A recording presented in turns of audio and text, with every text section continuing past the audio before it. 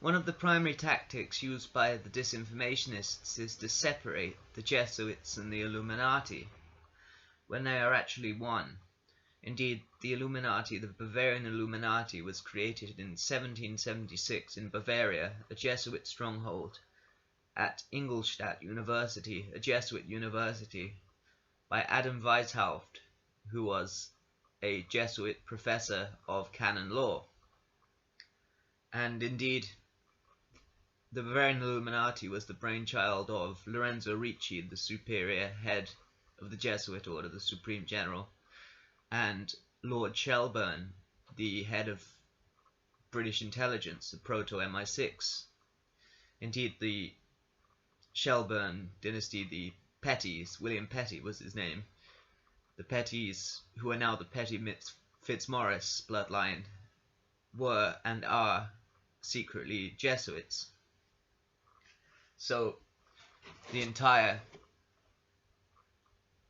conception of the Illuminati is rooted in Jesuitry, and indeed the Jesuits felt the need to create the Illuminati because they were suppressed in 1773 and they needed a front organization to work from.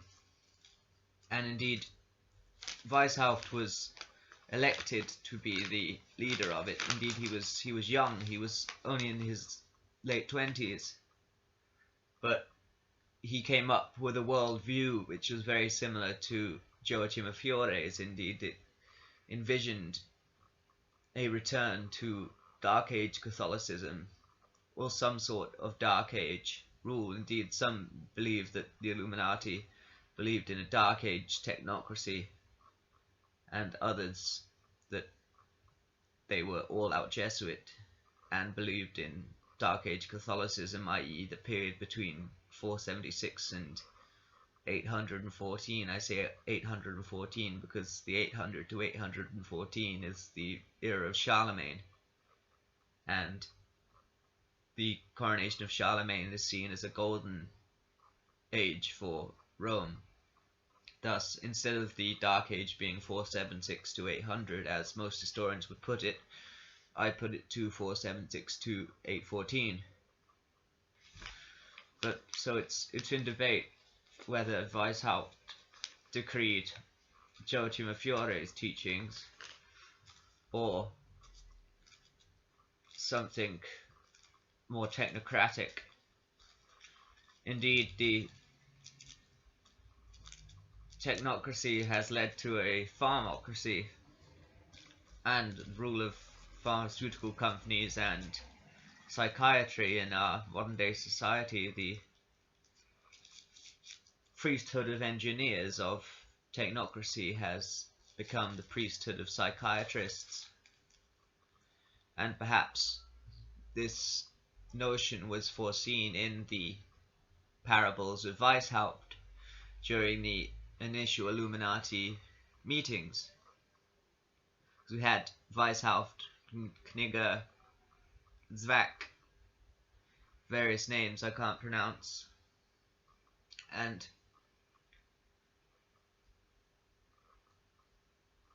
it seems that the Illuminati order were suppressed themselves by 1785, 1786, but this wasn't true. They simply went underground because they kept being betrayed, and due to their activities they came into the public eye too much, too quickly, so they had to basically mastermind their own suppression, just in a similar way to the way the Jesuits had done it just 12, 13 years before. And the Bavarian Illuminati took over Grand Orient Freemasonry in 1782 at the Congress of Wilhelmsbad. The Wilhelmsbad castle was one of the Rothschild castles, and there was a deal made there whereby Grand Orient Freemasonry would become Illuminized, which effectively meant the Jesuits took complete control of Freemasonry in 1782, and then they used their new Freemason cohorts to initiate the French Revolution. Indeed, the Jacobins were the direct agents of the Jesuitical Illuminati, and the French Revolution was Jesuits' revenge on the Bourbon monarchy of France and the Habsburg monarchy of Austria for their suppression by those two monarchies. And this revenge took the form of the executions of King Louis and Queen Marie Antoinette. But by 1814, 1815, everything was forgiven and the Jesuits were supporting the Bourbon dynasty again. It was simply one rush of revenge for the suppression. And they decided to destroy a generation of those families. Indeed, they brought forth Napoleon not long after the madness of the French Revolution. Napoleon's job was to carry out the revenge of the Jesuits against the Maltese, against the Holy Roman Emperor at the time, so that they could achieve three aims. The first was to knock France out as a world power. Thus they geared France's invasion of Russia and later Battle of Waterloo to destroy the generation of French manhood, because the French were increasingly nationalistic and nationalism wouldn't do in a papal empire. So the Jesuits needed to destroy France as a world power, and meanwhile they were also taking complete control of the papacy. The Jesuits had merely only been an element in the Curia before, supported by the Genoese, but since 1814 they've had complete control of the papacy. Every pope since 1814 has, including Pope Pius VII, who decreed the restoration of the Jesuit order. He was the first Jesuit puppet, though it took 5 years of imprisonment to convince him so. But since then, every pope since him has been a Jesuit puppet. The Jesuits have had complete control over the Curia and the papacy. Indeed, the Grey Jesuit papal bloodline Massimo family virtually own the entire Holy See. And the third aim was the Jesuit colonization of Britain that took place between 1773, when the Jesuits were suppressed by Clement XIV, and was completed in 1815, when the Rothschild family meddled with the stock markets and took control of the entire British economy in the name of the Jesuits, which was the coup de grace of the Jesuit colonization of Great Britain. And since then, basically, the Jesuits have had complete control over the British Empire, and they got control of the Crown Corporation within that time also. And it's arguable that by 1773 they already had control over the majority of the British East India Company.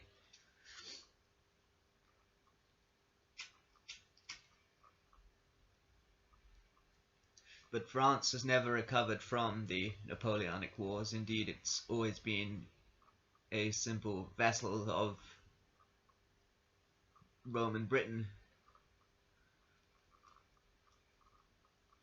And Britain has since 1815 always acted in the interests of the Jesuit order. Indeed, Britain is ruled by a dual aristocracy. There is the British Norman nobility and the Grey Jesuit papal bloodline nobility, the dual aristocracy as I like to term them. And the United States is crown land. It's owned by the British Crown. Indeed, Harvard and Yale have crown charters, and the United States simply does the bidding of Britain, which does the bidding of the Jesuits. It's not Britain and America doing the bidding of the papacy, it's of the Jesuits, because the papacy are also doing the bidding of the Jesuits. It's the Jesuits who are in control. It's the Jesuit Illuminatus setup, the matrix. Well, they've created a matrix, of mass mind control, but the Jesuit Illuminatus, they are the eye at the top of the pyramid.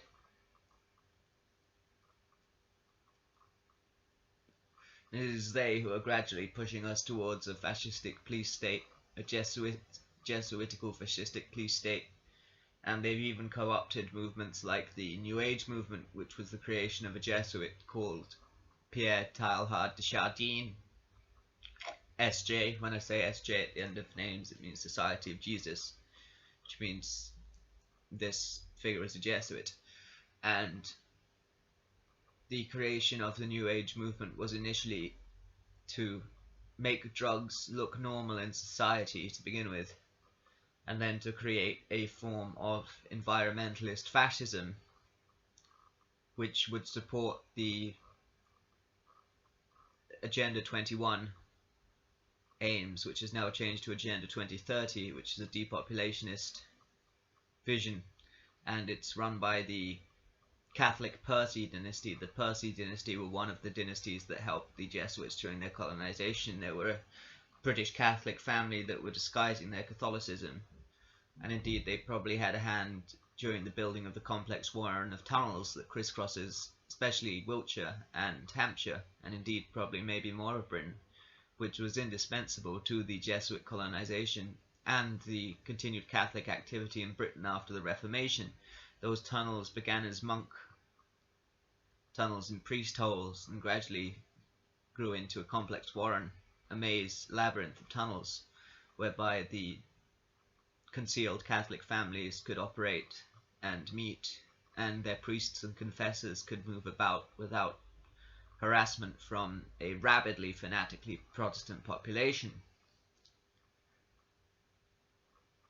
And indeed, returning to Percy and the depopulationist agenda and the New Age movement. So the New Age movement are an environmentalist fascist movement who are pushing Agenda 2030, which is the Percy family-led agenda for depopulation. The New Age movement supports the terms of the Georgia Guidestones, and indeed the New Age movement, being mixed up with depopulationists, has become the mouthpiece for Malthusians and eugenicists who are promoting their agendas through the veil of environmentalism. So all these people, you know, spending hundreds of pounds on these flowery trousers to look like hippies of the 60s and being vegans and whatnot, they're actually a fascist movement supporting a very fascist agenda. They're supporting eugenics, depopulation, and Malthusianism. It is also quite interesting to me that a lot of Malthusians have been Anglican clergy. Malthus himself was an Anglican clergyman, and the amount of Anglican clergymen who became eugenicists is through the roof. But the support of eugenics is quite interesting. The fact that the New Age are being used and have become an environmentalist fascist movement. As I've said before, the children of the sun in the 1920s, Weimar Germany, who went to live in the countryside to lead alternative lifestyles, as they say, and grew their hair long and wore flowery trousers. Within 10 years, they were short back and sides Nazis in black SS uniforms. So there is a very, very thin line between environmentalist New Ageism and fascism. I believe I explored that link in my last video, so I don't feel the need to go into it again. But concerning fascism, what is occurring now with the overriding police state and the possibility of looming sterilization for the mentally ill is a return of fascism, but it's a creeping fascism and it's not an ethnic fascism, so it's very disguised. Indeed, it may be appearing in the form of more of a socialism, communism variety of politics, but it is still fascism.